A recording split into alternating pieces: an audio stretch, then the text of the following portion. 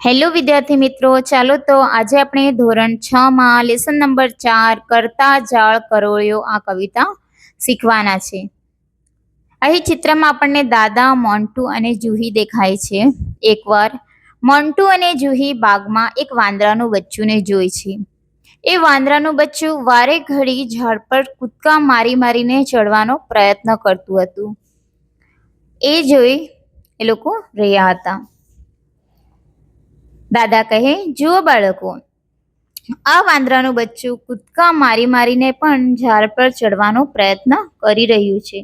આપણે પણ જીવનમાં દરેક વસ્તુ મેળવવા પ્રયત્ન કરતા રહેવું જોઈએ.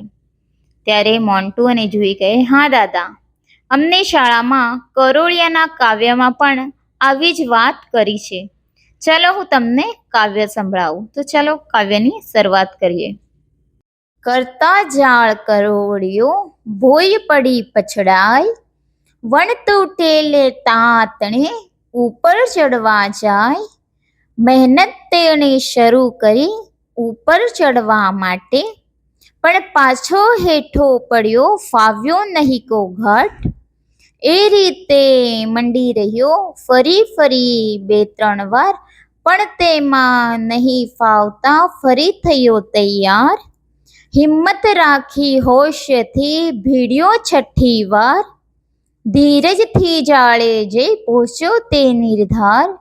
ફરીને ખંતથી યત્ન કર્યો નહીં હોત, ચગદાઈ પગ તળે મરી જાત વણમોત.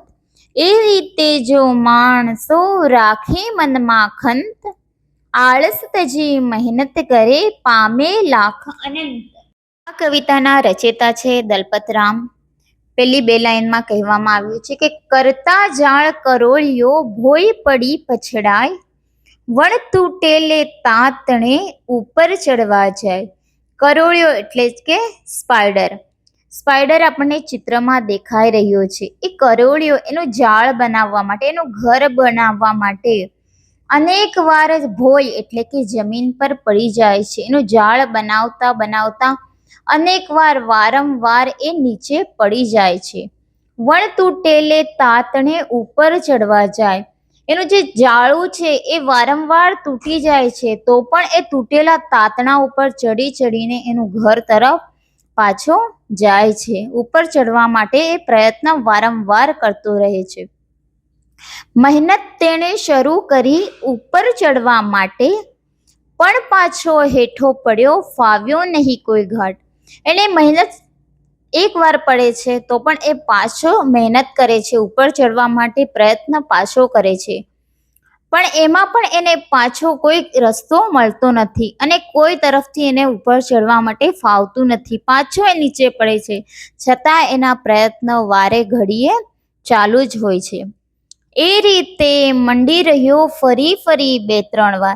એ જ રીતના એક વાર પડ્યો, બીજી વાર પડ્યો, ત્રીજી વાર પડ્યો, એમ કરીને એ અનેક વાર પ્રયત્નો એના નિર્સફળ જાય છે અને એ પડી જાય છે. પણ તેમાં નહીં ફાવતા ફરી થયો તૈયાર.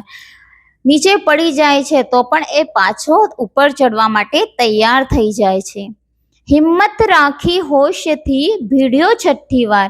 એને પોતાના હિંમત રાખી, ધીરજથી, એ શાંતિથી એ પાછો ઉપર ચડવાનો 6ઠી વાર પ્રયત્ન કરે છે અને ધીરજથી જાળે જઈ પહોંચ્યો તે નિર્ધાર. 6ઠ્ઠા પ્રયત્ન તે 5 વાર નીચે પડે છે અને 6ઠ્ઠા પ્રયત્ન એ ઉપર જાય છે, એના ઘર તરફ પહોંચી જાય છે. ફરીને ખંતથી યત્ન કર્યો નહીં હોત, ચગદાઈ પગ તળે મરી જાત વણમોત. કહે છે કે આ ફરીને પ્રયત્નો ન કર્યા હોત, યત્ન એટલે જ કે પ્રયત્ન, વારે ઘડીએ હિંમતથી એને પ્રયત્ન ન કર્યા હોત, તો ચગદાઈ પગ તળે મરી જાત વણમોત એટલે જ કે વિના કારણે મોત. કોઈના પગ નીચે દબાઈને, ચગદાઈ જવું એટલે દબાઈ જવું, કોઈના પગ નીચે દબાઈને એ વણમોત કારણ વગર એ મરી જાત. એ રીતે જો માણસો રાખી મનમાં ખંત, આળસ તજી મહેનત કરે પામે લાભ અનંત. કહે છે કે એવી જ રીતના કરોળિયો જેવી રીતના અનેક પ્રયત્ન નિષ્ફળ જવા છતાં પણ એ પ્રયત્નો કરતો જ રહે છે, અને એનું ધ્યેય પ્રાપ્ત કરે છે. એવી જ રીતના માણસો પણ મનમાં ખંત રાખીને, હિંમત રાખીને, આળસને તો તજીને એટલે કે આળસ છોડીને મહેનત કરવા લાગે અને એક પ્રયત્ન નિષ્ફળ જવા છતાં પણ અનેક વાર પ્રયત્નો કરીને એનું ધ્યેય, એનું લક્ષ્ય જે છે એ સુધી એ પહોંચે.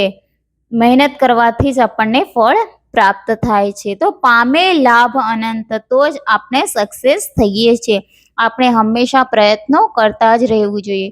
તો આ કવિતામાંથી આપણને એ જ બોધ પ્રાપ્ત થાય છે કે કરોળિયાના જેવી આપણે પણ મહેનત કરવી જોઈએ. અનેક વાર પ્રયત્ન નિષ્ફળ જવા છતાં પણ આપણે પ્રયત્નો વારંવાર કરતા રહેવું જોઈએ. ધન્યવાદ.